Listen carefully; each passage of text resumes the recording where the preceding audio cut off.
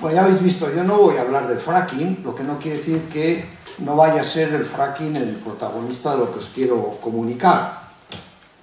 Y sobre todo cuando acepté, bueno, en primer lugar es muy difícil no aceptar una invitación de Celina porque normalmente viene acompañado de una amenaza que uno no está dispuesto a soportar, entonces que sí. Pero también es verdad que me pareció que tenía sentido hacer una reflexión porque realmente creo que la pelea, la batalla, como le queráis llamar, ¿no?, que estáis haciendo en estos momentos contra la fractura hidráulica va mucho más allá y tiene una trascendencia y un significado mucho más allá de objetivos concretos que ya son importantes por sí mismos, ¿no? Y esto es lo que yo querría reflexionar, ¿no? Porque lo que está en juego es el que cómo podemos ser agentes de nuestro propio futuro, las personas y las comunidades, cómo tomamos posición frente a los acontecimientos, cómo reaccionamos frente a los cambios, ¿no? Y ahí yo diría que, no sé, tal vez, yo os pido que no me hagáis caso a lo que yo diga, no es importante lo que yo diga, sino lo que yo intento sobre todo es plantear algunas sugerencias, algunas preguntas que creo que están en la reflexión cuando nos enfrentamos con estas cosas, ¿no? Y esto es lo que quisiera, convencido de que las ideas, y en las ideas me refiero no a ideas teóricas, sino lo que realmente nos mueve, lo que nos lleva a tomar la acción, según las ideas que tengamos, es que tendremos éxito, que seremos capaces, ¿no?, de intervenir en la realidad. Necesitamos ideas para el cambio y necesitamos saber qué ideas son las ideas del cambio. Y por ahí quisiera hacer la reflexión, ¿no? Digo, todos y todas, ¿verdad?, seguro compartimos, somos conscientes de que vivimos un mundo de profundos cambios, ¿no? Podemos citarlo, no hace falta, todos lo conocemos, pero yo me quería referir a dos que creo que están muy indirectamente relacionados con este tema de la fractura hidráulica.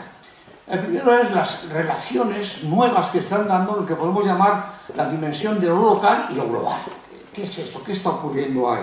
Y la segunda, tan importante o más, es que hay que empezar a preguntarse cuál es el objetivo prioritario de la vida. Y no hablo de una pregunta poética, que también podría ser poética filosófica, sino cuando en economía nos planteamos qué es lo que tenemos que conseguir, está claro. Y esto es importante porque en los dos elementos, ¿no?, entre lo local y lo global, y entre qué es el objetivo real que tiene que perseguir una sociedad y una economía, es que determinamos ideas nuevas, respuestas nuevas, porque han aparecido nuevas referencias, nuevas oportunidades, nuevas limitaciones frente a las que tenemos que reaccionar, ¿no? Y ahí es donde tenemos que saber cuál es, cómo entendemos qué es ser local frente a lo global y qué es la importancia de lo global frente a lo local, qué son esas relaciones y qué propuesta tenemos de qué futuro deseable, qué es lo que creemos que tenemos y que podemos ser, ¿no? Y según cómo respondamos a estas preguntas, según cómo reaccionemos de una u otra manera, estamos realmente construyendo un mundo distinto o no, o estamos simplemente siguiendo las pautas que nos vayan desde atrás. Y esta es mi reflexión, ¿no? Cómo unir estos tres elementos, tres conceptos, que es lo local, lo global y qué es el desarrollo, qué es lo que llamamos nosotros el desarrollo humano, cuál es el desarrollo que merece la pena, cuál es el objetivo de bienestar que realmente hoy es posible, es deseable y es justo, ¿no? Y desde luego es evidente que el fracking, la fractura hidráulica, nos hace ver directamente cómo la referencia de lo global se hace presente aquí sin comerlo ni beberlo, ¿no? Y que nos obliga, no es una pregunta teórica, es una realidad de interdependencia que nos pone en la necesidad ineludible de contestar a esa pregunta. Entonces, esta necesidad de reformular, ¿no?, o recrear cómo muchas veces no nos sirven los pensamientos anteriores, ¿no? Tenemos que empezar a pensar también, cada vez que ocurre algo nuevo, si ocurre algo nuevo es porque antes no existía, luego tenemos que saber cómo entenderlo y cómo pensarlo, ¿no? Y en cuanto a lo local y lo global, hay una tendencia, diría que bastante extendida, ¿no?, a plantearlo como si fuera una relación entre uno y otro, una relación perversa, una relación excluyente, ¿no? Por un lado, se presenta lo local, ¿no?, como los lugares habitables, definidos, allí donde únicamente los seres humanos nacemos, vivimos y morimos y tenemos una vida habitable, y la globalización es un vendaval, ¿no?, que irrumpe, que asola, que destroza y deja un espacio muerto que es el espacio global. Por otro lado, otros, ¿no?, defienden en esta contraposición, ¿no?, entre los dos, de que lo global es el futuro, es el referente de nuestro tiempo, mientras que el pasado, ¿no?, se queda como la nostalgia en lo local, ¿no?, que nos impide ver los nuevos tiempos. Apostar por lo local es apostar por el fracaso, ¿no? Desde luego, esta lectura es destructora y es una lectura que viene muy marcada por un pensamiento dominante de una determinada forma de entender la globalización, que sobre todo tiene un contenido economicista total, ¿no? Esto que todos y todas habéis oído, ¿no?, el neoliberalismo, que ha sido realmente, ¿no?, la corriente hegemónica en las últimas décadas, que no siempre ha sido así, que a veces pensamos que siempre ha sido así, pero esta es una corriente que se ha convertido en fuerza impulsora a partir sobre todo de los años 80. Esta corriente ha remodelado los espacios donde decidíamos las cuestiones relevantes de nuestra existencia, de lo que queríamos ser, ¿no? Ha debilitado el papel de las instituciones políticas y sociales, donde antes decidíamos qué queríamos ser y cómo dirimíamos si este objetivo o el otro era aquel al que queríamos optar. Se ha jugado claramente, ¿no? Por eso, a recordar, hay múltiples ejemplos, pero recuerdo cuando hubo la elección de la presidenta de Brasil, de Dilma Rousseff, la portada de varios periódicos no era, cuando tomó posesión, la portada no era de Dilma Rousseff ha tomado posesión de la presidencia de Brasil, sino decía, los mercados no castigan la toma de posesión de Dilma Rousseff. O sea, lo importante no era la legitimidad que tenía una persona que había ganado el favor del pueblo, sino cuál era la respuesta a los mercados. Esta hegemonía, ¿no?, de poner que las instituciones económicas son las que tienen que decidir y que nos tenemos que someter al criterio de los mercados, es una forma clara de esta corriente neoliberal. Y evidentemente hemos hecho aquí varias referencias, ¿no?, al famoso tratado, al TTIP, que tal vez la muestra más clara de esto que está ocurriendo, ¿no? Cómo hay una tensión, una disputa entre una forma de entender la globalización que se entiende solo como la cantidad, cuanto más mejor, cuanto más interconexión, cuanto más interdependencia de los sistemas económicos es mejor, y por otro lado, ¿qué pasa con la capacidad que tienen nuestros sistemas políticos, nuestros sistemas jurídicos, nuestros sistemas sociales para decidir qué queremos ser, cuáles son nuestras preferencias colectivas? Hay una clarísima tensión entre los pretendidos beneficios de una globalización que, tal como vienen dados con estos criterios económicos, parece que tienen más legitimidad para quienes tienen intereses empresariales y económicos, y entre los valores legítimos compartidos por las sociedades que no son tenidos en cuenta. Y esta novedad, ¿por qué será? Porque este es uno de los grandes cambios que ha habido, porque, íbamos a decir, en el viejo mundo, no digo del viejo mundo de hace 2 siglos, sino en el viejo mundo de hace más 30 o 40 años, vivíamos un mundo en el que de alguna forma se mantenían los valores de cada sociedad como si fueran unos hilos, ¿no? Aquí está un país, aquí está otro, cada uno mantiene su autonomía, su soberanía, su capacidad de decisión, más o menos, y lo que se pone en juego son simplemente las relaciones comerciales. Ahora nos compramos y vendemos más. Pero en este nuevo mundo de esta globalización impuesta en esta línea, esos hilos tienden a desaparecer y hay una pretensión, y eso es el Tratado de Libre Comercio, de intentar armonizar las legislaciones, que no haya ya varios sistemas de valores, sino que haya uno, que esto nos va a facilitar todavía vender y comprar más. Es establecer sistemas, ¿no?, que anestesien, que limiten, que debiliten las capacidades de toma de decisión de cada sociedad y pasar realmente a que sean esos mercados globales los que decidan por dónde tienen que ir nuestras vidas, ¿no? Realmente aquí lo que existe es un debilitamiento tremendo de cuáles son, de la importancia que tiene lo comunitario, lo colectivo, ¿no?, la definición de los valores de las sociedades, ¿no? En el mercado, en el antiguo sistema, por llamarlo así, el capitalismo de mercado global podía vivir sin abordar de alguna forma el tema de los valores, que cada uno se los fabrique en su casa. Pero la novedad está que en el actual sistema que se quiere crear de interdependencia, esta cuestión es central. Y por eso el debate de los valores es peligroso. Más vale, digamos, no, todos vamos a salir ganando porque todo se va a producir más y todos vamos a salir beneficiados. ¿A costa de qué? De eliminar las diferentes características propias de cada sociedad.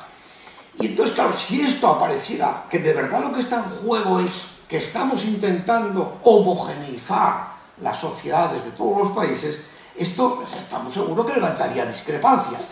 Por eso, el que el gobierno de Estados Unidos, y en esto le ha seguido la pauta la Unión Europea, haya considerado que es fundamental la confidencialidad en la negociación, es porque así se hurta al debate público, se hurta a la esfera política el gran debate.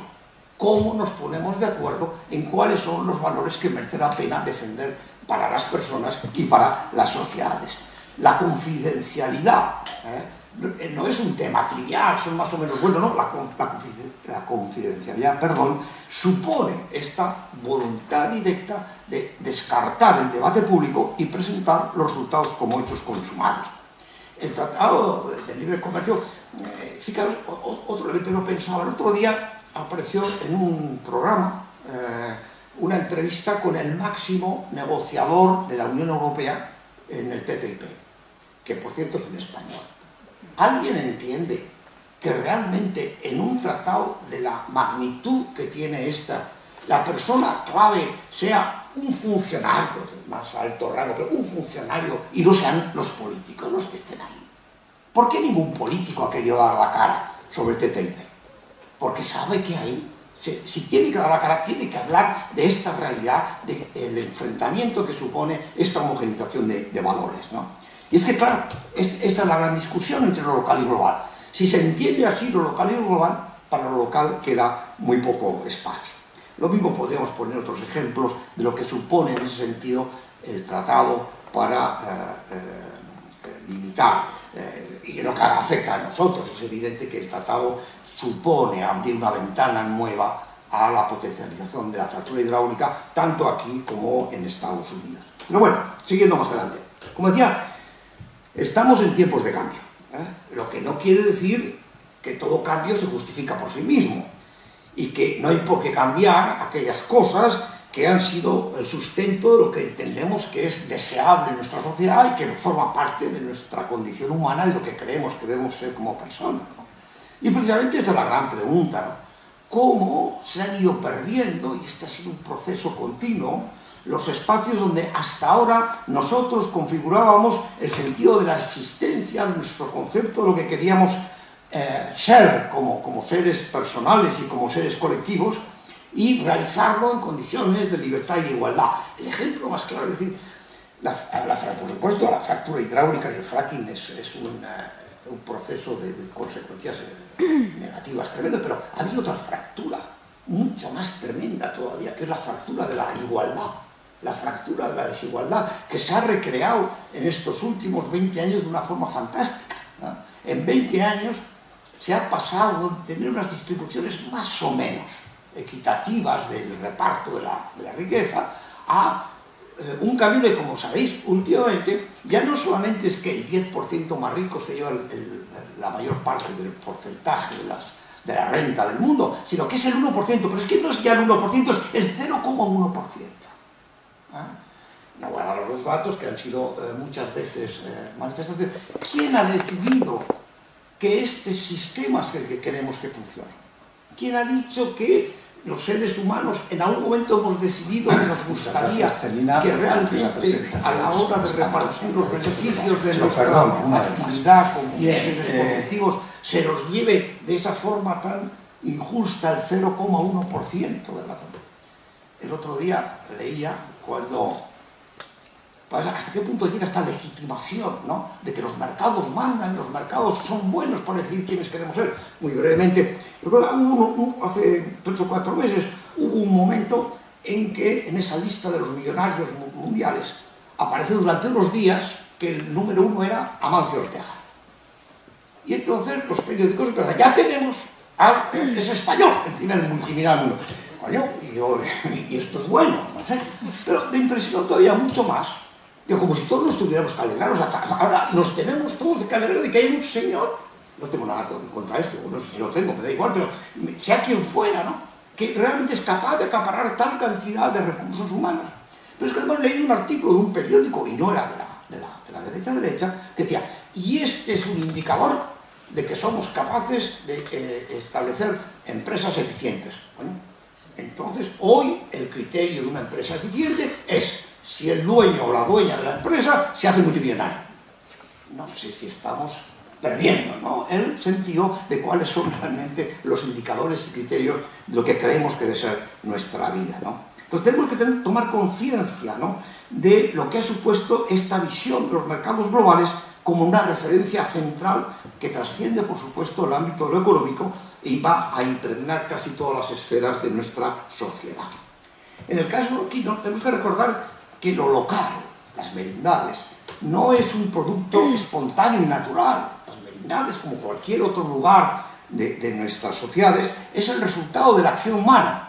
Somos lo que somos porque se han ido creando a lo largo de la historia construcciones y se quita lo que antes se ha construido y lo local es lo que los seres humanos hemos construido individual y colectivamente. Es cierto que muchos de estos lugares, aun con sus problemas, pero siguen siendo, ¿no?, una referencia de nuestra vida y se nos aparecen como lugares humanos que no queremos perder. Pero también es verdad que aunque eso sea así, y hay que reconocer la importancia y la fuerza que tiene esto, no está bien tampoco que nos aferremos a lo local como si fuera una referencia que no se puede ver. Ni históricamente ha sido así, ni ahora puede ser así. No queremos ese cambio que nos propone la globalización neoliberal, nos resistimos a esa imposición, pero no podemos resistirnos al proceso mismo del cambio porque el mundo cambia y porque tenemos que hacer frente ante las nuevas realidades. Y ahora de recordar algo que me gustaba, leía del otro día, ¿no? En el principio de la historia de cualquier comunidad humana no fue el lugar, en el principio fue el traslado. Todos venimos de algún lado y empezamos a crear en ese lugar de donde veníamos algo nuevo. Y tal vez hoy aceptar lo local, diría, es aceptar que así como venimos del espacio de lo inhabitable y lo fuimos haciendo habitable, hoy tenemos también este reto, ¿no? Hoy tenemos frente a nosotros la tarea de buscar cuál es la habitabilidad de este mundo, qué es posible hacer hoy en nuestra localidad para hacerla habitable. Estamos ante una nueva era donde tenemos el derecho y la obligación de plantearnos qué queremos ser.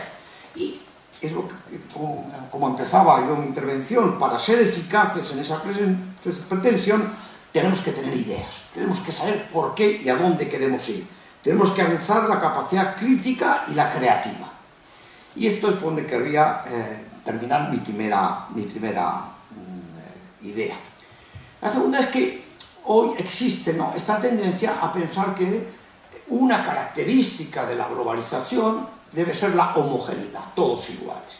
Bueno, esto cada vez más se pone en cuestión, pero hay una tendencia a decir, están en marcha, ¿no?, los mercados globales, están en marcha unas nuevas tecnologías de la información y la comunicación que son capaces de intercomunicar y plantear a velocidad de la luz cualquier decisión, y entonces seamos sensatos, seamos realistas y aceptemos que a las economías locales no les queda más remedio que saber mejorar su competitividad para poder competir en los mercados globales, para encontrar cuál es su nicho, cuál es su punto de inserción en los mercados globales. Pero esta es la gran pregunta, ¿es inevitable eso? ¿Es verdad que tiene que haber una homogeneización en la cual todo lo local tiene que someterse a una serie de criterios globales? Hoy, de hecho, hay, podemos decir, una revisión, ¿no?, de la importancia de lo local. En primer lugar, porque no es posible solucionar la mayoría de los problemas desde arriba. Si no conseguimos, ¿no?, que se participe, difícilmente se van a resolver muchos problemas. De ahí viene que hay a veces unos procesos de desarrollo local, de descentralización administrativa, pero que al final lo único que hacen es lo mismo que se hacía antes a nivel centralista, pasarlo a nivel más pequeño. Pero no se modifica gran cosa. Otro planteamiento es decir, oiga, pudiéramos pensar que lo local no es solamente la eficacia para ser más competitivos en el mundo, sino que lo que está en juego es un repensar cuál es la función hoy de lo local, que lo local se puede pensar como una alternativa frente a lo global, que es un espacio donde cabe la creación de nuevas formas de relación, que a su vez suponen formas nuevas de funcionar dentro del marco de la globalización. Ya no se trata simplemente de proponer una mera cuestión de vamos a ser más eficaces en lo pequeño. En lo pequeño se funciona mejor. No, es tener la convicción de que estamos recreando algo nuevo. Si queremos recrear relaciones, si pensamos que la relación entre los seres humanos forma parte esencial de la conformación de una sociedad, esta dimensión de lo local es el espacio primario donde se produce esa relación. Luego, busquemos cómo reconstruir relaciones humanas en el espacio local que van a plantear también la necesidad de buscar nuevas relaciones al unir lo local con lo global. No se trata, pues, de buscar relación local-global para seguir haciendo lo mismo, ni de poner en práctica el desarrollo de siempre, pero en diferentes hábitos. Se trata de encontrar nuevos conceptos de lo local y lo global, porque se parte también de un nuevo referente de qué debe ser el desarrollo. Segunda idea. Tercera idea. Durante mucho tiempo, y tiene que ver con esto que hemos dicho antes, pues me avises en cuanto me quede solo. Durante mucho tiempo se daba por supuesto que no había discusión de cuáles eran los objetivos del desarrollo. Simplemente era cuanto más produzcamos, mejor. Había una expresión que era la modernización, ¿no? Y la modernización era aquello a lo que habíamos conseguido llegar, sobre todo lo que hemos llamado los países desarrollados, los países de Occidente. Y durante mucho tiempo la única debate era cómo conseguir de la mejor forma llegar a ese objetivo. Pero alguien dudaba que teníamos que ser como Estados Unidos o como Alemania. Eso era lo correcto, eso era bueno, eso era el referente. Sin embargo, esto se ha puesto un poco... y se pensaba además que ese objetivo era la referencia y que de alguna forma, no todos al mismo nivel, pero que todos podríamos llegar a hacer eso, ¿no? Hoy la realidad nos muestra que no está tan claro eso, ni que esa modernización sea el objetivo deseable, ni que podamos realmente garantizar que todas las sociedades, todos los países pueden llegar a cubrir esos niveles de los países desarrollados. No se puede hoy legitimar un modelo de desarrollo que solo se puede llevar a cabo en determinados países y se excluye a otros de esa carrera o de esa sociedad global que estamos conformando. Eso ya pone en cuestión algo de lo que pensábamos hasta ahora, pero además hay otros dos temas que han incidido de forma muy directa para obligarnos a repensar qué es lo que podemos y queremos ser. Uno, por supuesto, todo lo referente al cambio climático y a las limitaciones de la naturaleza, y por otro, algo que también, aunque siempre ha estado, pero está emergiendo con fuerza, ¿no? Que desde otras culturas, desde otras sensibilidades, empieza a emerger que también tienen otras referencias de qué debe ser la vida que no se corresponden con las nuestras, que son distintas.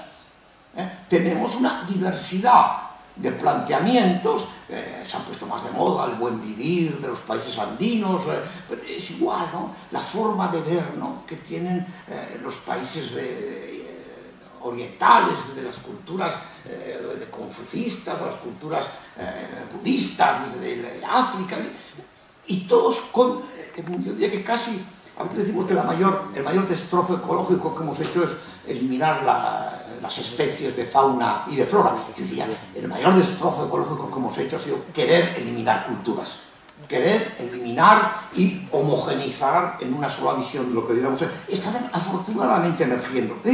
Hoy hay un reconocimiento que ese concepto de visión económica que ha estado marcando desde, sobre todo Occidente, la visión del mundo, no puede continuar. Ya no solamente son algunos críticos y movimientos radicales, no, incluso desde dentro del propio sistema aparecen voces que dicen esto no puede seguir así, tenemos que plantearnos que, por ejemplo, como sabéis, la referencia básica, ¿no?, de qué era el desarrollo. ¿Qué es el desarrollo? La renta per cápita. ¿Cuándo un país es desarrollado? Cuando tiene más renta per cápita. ¿Cuándo vamos bien? Cuando hay más renta per cápita. Bueno, esto, como sabéis, las últimas informaciones, el otro día estaba en una jornada y nos enseñaban la portada del periódico ese día que decía, ¿no?, crece hay crecimiento económico, pero la pobreza se cronifica. La renta per cápita no nos dice nada del bienestar de las personas. Llevamos, en el caso, ¿no?, de la sociedad española, de la economía española, creciendo en los últimos dos años y medio, y sin embargo no aparecen, ¿no?, los indicadores que nos dicen que esa mejora del crecimiento está suponiendo que están mejorando las condiciones de los sectores más débiles, ¿no? Es decir, ¿qué nos está fallando de decir que la renta per cápita es un indicador de bienestar que legitima a los gobiernos, ¿no? Tenemos que pensar de otra forma, preguntarse qué es el bienestar, y la preguntarse el bienestar en el sentido de preguntarse qué es estar bien. O sea, no es el bienestar meramente economicista, sino cuando decimos que merece la pena vivirse esa vida, qué es lo que tiene sentido de una vida.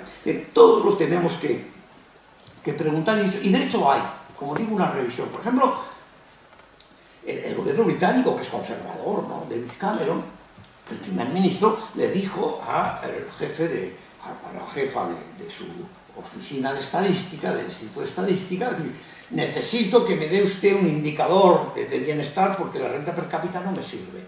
Yo quiero saber si la ciudadanía británica está o no está contenta, si está mejor o está peor. ¿Qué me ofrece? Lo mismo Sarkozy, otro cuando era primer ministro, ¿no?, también de derechas, le dijo a unos economistas, háganme un indicador que me sirva para saber qué pasa con la gente. Es decir, hay ya, ¿no?, una convicción de que no nos vale eso y que tenemos que buscar una forma de bienestar. Lo que pasa es que aquí se corre el peligro de que vamos a cambiar muchas cosas para que todo siga igual. O realmente, cuando nos hacemos la pregunta de qué es el estar bien, qué es el bienestar que consideramos el que nosotros necesitamos y queremos, tenemos que cambiar y decir, a lo mejor hay que preguntarse desde abajo qué cambios radicales tenemos que hacer. Cuarta idea. Bien, no quiero vender ninguna moto y puede haber muchas formas de responder, pero ya claramente nosotros pensamos que, nosotros proponemos, ¿no?, que tiene que haber una propuesta alternativa que realmente suponga una forma distinta de plantearse qué es esto del desarrollo y del cambio, ¿no?, un cambio cualitativo distinto, ¿no?, en el cual esta pretensión de lo que llamamos el desarrollo humano es decir, no somos más cuando tenemos más, ser más no es poseer más, la acumulación por sí sola, ¿no?, de recursos materiales no nos garantiza que estemos mejor.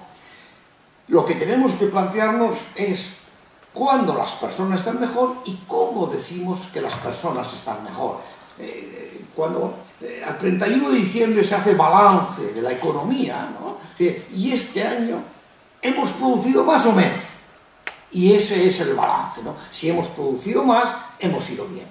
Entonces lo que habría que preguntar el 31 de diciembre cada año es decir, ¿y la gente el 31 de diciembre está mejor que el 1 de enero o no está mejor? ¿Qué tenemos que saber que tiene que estar mejor en la gente para decir que vamos bien, ¿no? Y esa es la gran pregunta, ¿no? El desarrollo humano plantea que lo que tenemos que mirar es las capacidades de las personas. La gente tiene más capacidad de ser más saludable, la gente tiene más capacidad de alimentarse mejor, la gente tiene más capacidad de ser más creativa, la gente tiene más capacidad de entender mejor lo que pasa. ¿Cuáles son las capacidades, los resultados de las personas mínimos para que realmente las personas sean agentes? Porque aquí está la gran pregunta. La pobreza a veces la definimos, o se ha definido hasta ahora, ¿no?, como evitar que las personas mueran, ¿no? Recordad que cuando estamos hablando de la pobreza en el mundo, seguimos utilizando el indicador del dólar, menos de 1 euro por persona a día, ¿no? Y, bueno, ¿qué quiere decir? Que con más de $1 por persona a día ya la gente es abundante en la satisfacción de sus necesidades. No, simplemente lo que estamos diciendo es cómo podemos encontrar un indicador que me garantice que la gente no se muera. Esto no es un desarrollo humano. El desarrollo humano es de qué necesitamos para que las gentes, las personas, cumplan con aquello que es básico del ser humano. Es ser activos, ser agente. Una persona es pobre cuando no puede decidir sobre ella misma. Una persona es pobre cuando no puede actuar. Las personas somos personas cuando tenemos capacidad de ser nosotras mismas, de imaginarnos un futuro, de imaginarnos algo que queremos y que creemos que merece la pena hacerse. Por ello, cuando hablamos de este desarrollo humano, no estamos hablando solamente de las condiciones elementales, por supuesto, necesarias del bienestar económico, de tener la vivienda, de tener la alimentación, de tener el vestido, sino también las necesidades de las capacidades de relación, de la capacidad de una persona que tenga para relacionarse con otras personas, de ser capaz de amar y de querer a quienes nos aman y se preocupan de nosotros, de sentir pena de su ausencia, vivir con y para otros, reconocer y mostrar preocupación por otras personas. Si no creamos, si no somos capaces, ¿no?, de que las personas tengan estas capacidades, estaremos fallando, ¿no? Entonces, este proceso, ¿no?, de crear el bienestar no es solamente que las personas, cada una, vaya buscando su bienestar por ella misma, sino cómo tenemos estructuras colectivas que den la posibilidad de que las personas consigan estas capacidades. Cada uno, el gran cambio, ¿verdad?, es que, fijaos, cuando en esa visión economicista, neoliberal, ¿no?, el que triunfa, el triunfador es el que no necesita de los demás. Esa es la imagen que se ve. ¿Y quién es el fracasado? El que necesita de los demás para llegar a su bienestar, ¿no? Cuando debiera ser al revés, ¿no? Todos y todas necesitamos de todas y todas para conseguir el bienestar. Es un esfuerzo colectivo. Esta necesidad de que lo que es fundamental es garantizar que cada sociedad tenga la capacidad de decidir sobre ella misma cómo quiere ofrecer oportunidades y condiciones para que las personas que forman parte de ella puedan realmente poner en marcha su agencia, ¿no? Y esto es lo fundamental, ¿no? Si no conseguimos que las personas se vean como agentes, ¿no? Tal vez lo que se ha dado más, ¿no?, en estos últimos tiempos, y podemos decir que ha sido uno de los principales fracasos de la dimensión pública o política, es la falta de agencia, de capacidad de actuar de las personas en las sociedades locales. ¿Por qué? Porque se les ha confinado a una situación de mínima participación política, lo que ha llevado a tener poca conciencia de cuáles son sus derechos como ciudadanas y como ciudadanos, ¿no? Y este es el gran reto. ¿Cómo llegar a hacer ver que realmente tienen que ser agentes de sus propias vidas, verse como ciudadanos y como ciudadanas, titulares de derechos y no pacientes de la acción benévola del Estado?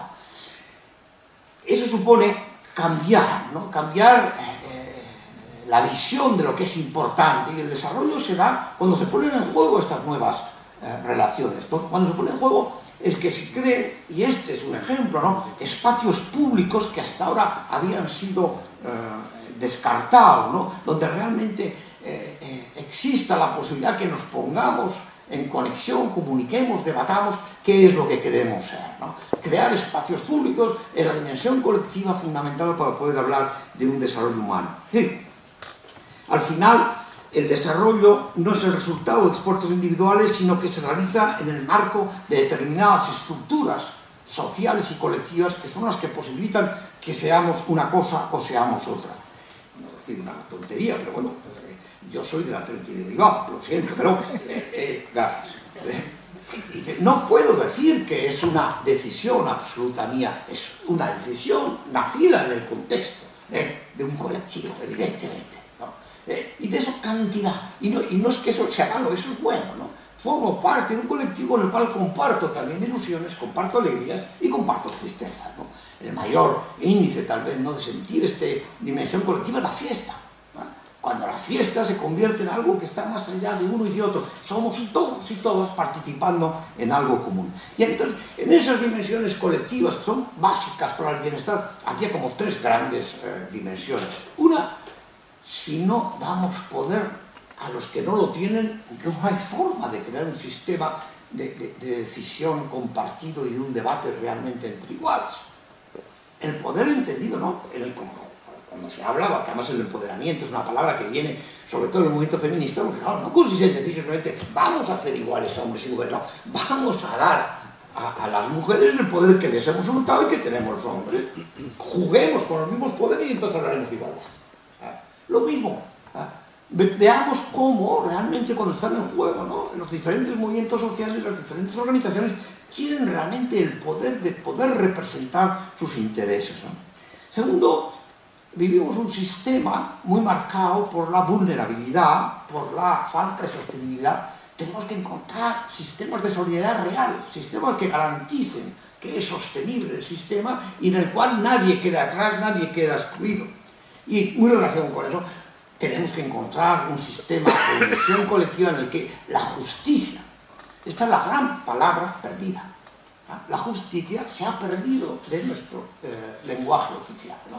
No veremos ningún, o muy pocos, informes internacionales en que se plantee que la justicia es nuestro gran criterio de evaluación. Definamos qué es la justicia, pero la justicia como legitimación básica de cualquier propuesta.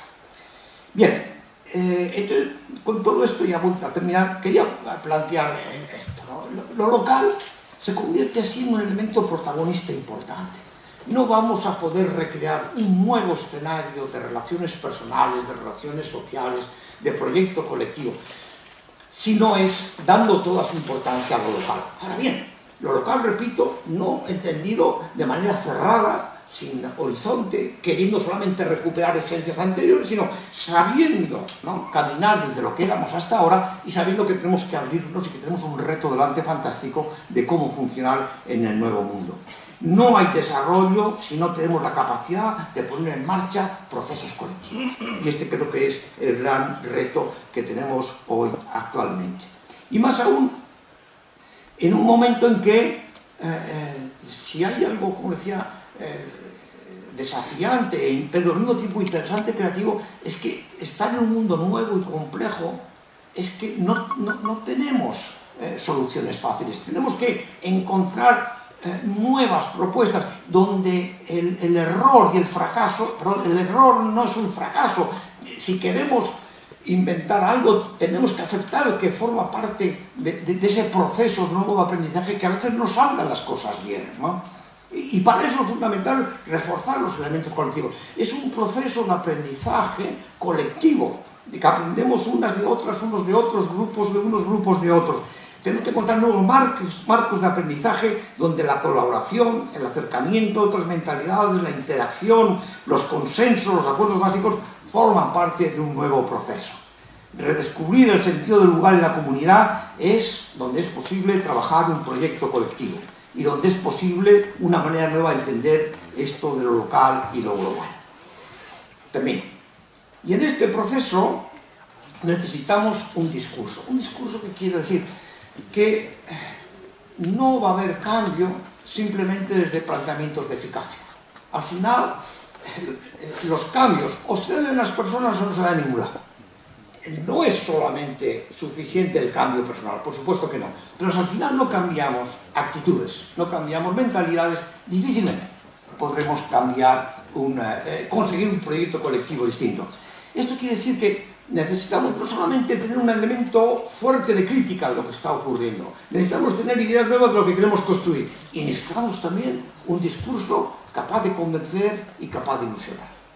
Y es aquí donde creo que nos encontramos, ¿no?, en que necesitamos, yo voy a decir, dos palabras claras: coraje y esperanza. Coraje, porque hace falta coraje para poder dar respuesta y para saber enfrentar los desafíos que tenemos delante. Pero no como algo amenazador, sino como un horizonte y una oportunidad de creatividad. El coraje del siglo XXI es este: no huir de la realidad y entender el planteamiento que tenemos delante. Y esperanza. La esperanza, porque la esperanza no es un estado de ánimo, no consiste en ser optimista o pesimista. Hay que tener esperanza más allá del optimismo. Esperanza no es un estado de ánimo. La esperanza es algo constitutivo del ser humano. Es negarnos a creer que ya está todo dicho. Es negarnos a creer que ya está todo formulado. Es seguir creyendo que si hay algo que caracteriza a nosotros, seres humanos, como personas y como colectivo, es que todavía queda mucho por decir. ¿Se acabó?